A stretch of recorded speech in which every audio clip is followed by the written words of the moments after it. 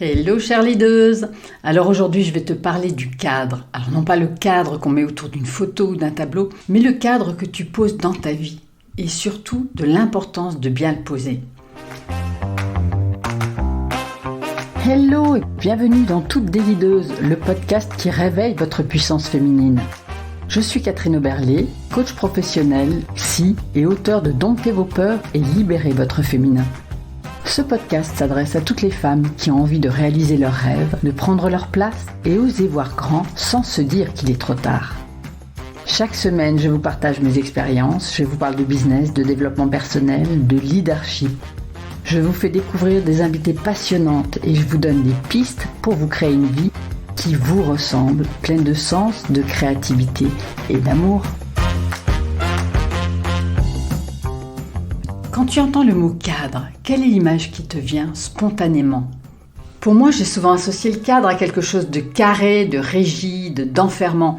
Et du coup, j'ai pendant longtemps été réfractaire au cadre. J'en voulais pas. Je pensais que ça allait d'une part éteindre mon énergie et de l'autre me mettre de la pression. Et surtout, je pensais que vouloir être libre, ça signifiait ne pas avoir de cadre. Puis un jour, j'ai lu cette très jolie phrase de Jean-Louis Barrault qui dit « La liberté, c'est la faculté de choisir ses contraintes ». Et c'est quelque part pouvoir choisir son cadre. J'ai compris que nous ne pouvions pas vivre sans cadre, ou que je ne pourrais pas vivre sans cadre. Et qu'au final, la vraie question, c'est dans quel cadre j'ai envie d'évoluer. Et à partir de là, j'ai commencé à regarder les choses différemment. Petit à petit, j'ai compris que mon allergie au cadre, venait de mon histoire. Que j'ai été éduquée dans un cadre trop étroit qui m'avait étouffée, qui m'avait empêchée d'exprimer ma véritable nature. Donc par peur de revivre cette situation, je suis devenue une rebelle qui refusait les cadres. Et avec le temps, j'ai compris que le jeu, consistait à apprivoiser le cadre, qu'il était là pour nous apporter une structure, une limite, pour nous sécuriser. Mais pour ça, il est important qu'il ne soit donc ni trop étroit, ni trop lâche. Et c'est à l'intérieur de ce cadre que tu vas trouver ta liberté, que tu vas pouvoir t'exprimer pleinement. Donc si on regarde un tableau par exemple, on s'aperçoit que l'artiste peintre a exprimé toute sa créativité à l'intérieur d'un cadre. Donc il s'agit de considérer le cadre comme un allié qui va nous soutenir dans le déploiement de notre potentiel, dans le déploiement de notre créativité.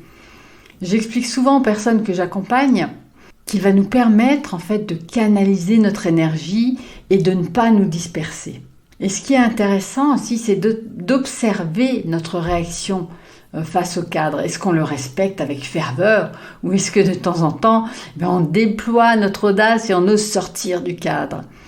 Ça nous renvoie aussi à notre responsabilité.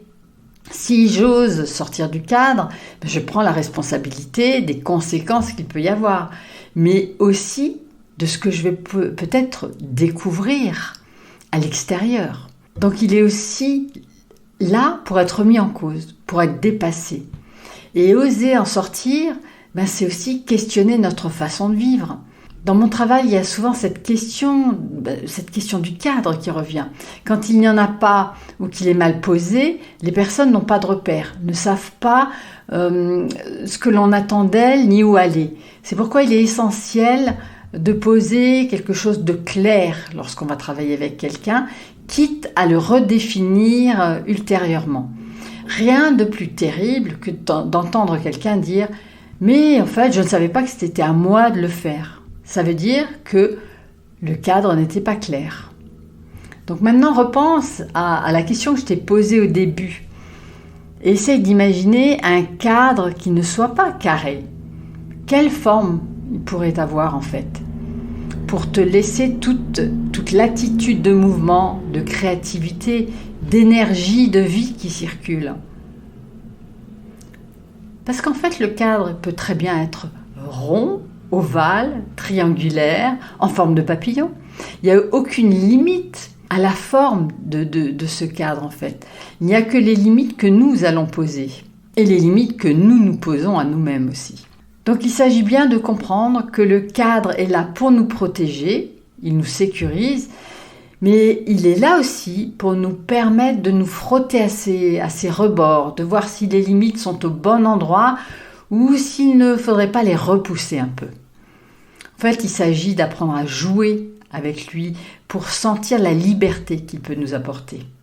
Et bien comprendre qu'il donne de la liberté dans le sens où il donne des repères. Et poser un cadre dans le domaine professionnel, c'est important car cela va te permettre de te faire respecter, de te positionner avec tes règles à toi, tes limites, de définir ce à quoi tu dis oui et ce à quoi tu dis non. D'ailleurs, sur ce sujet, tu peux aussi aller réécouter l'épisode 6 du podcast. Donc il faut bien comprendre que nous évoluons toutes dans plusieurs cadres différents. Donc il s'agit vraiment de s'y sentir à l'aise. Il y a le cadre de vie, le cadre professionnel, le cadre amical, le cadre éducationnel, le cadre amoureux. Donc un exercice intéressant pourrait être d'aller explorer chaque cadre et de te poser la question. Est-ce que je me sens bien dans ce cadre-là ? Est-ce qu'il me convient ? Si la réponse est oui, tant mieux, tout va bien, on continue. Mais si la réponse est non, pose-toi les bonnes questions. Comment puis-je le faire évoluer ? Quels sont les termes qui avaient été posés ? Est-ce qu'ils sont toujours d'actualité et où j'en suis aujourd'hui ?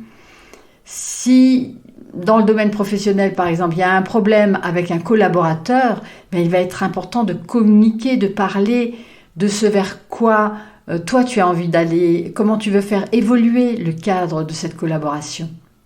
Peut-être, par exemple, y aurait-il de nouvelles tâches qui devraient lui être attribuées, qui devraient rentrer dans le cadre de cette collaboration.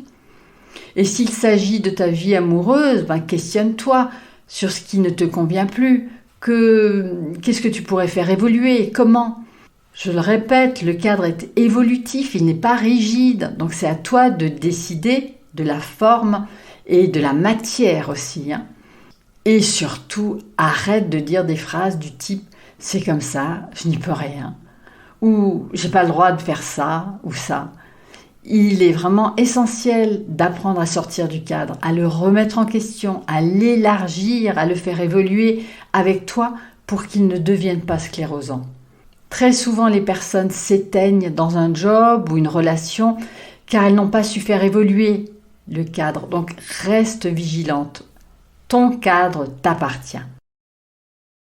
Et voilà, c'est tout pour aujourd'hui et pour cette question du cadre. J'espère que ça t'a donné des pistes, que ça t'a éclairé. Alors n'oublie pas de t'abonner et en attendant, je te dis bye bye et à la semaine prochaine. À bientôt pour un nouvel épisode de Toutes des Leaders, le podcast qui réveille votre puissance féminine.